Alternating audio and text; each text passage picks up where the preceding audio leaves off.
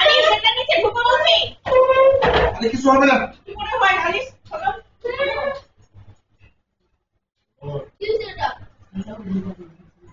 Earthquake. শেষ। Earthquake কবে এটা হয়? হয় আল্লাহ বলো, আল্লাহ বলো।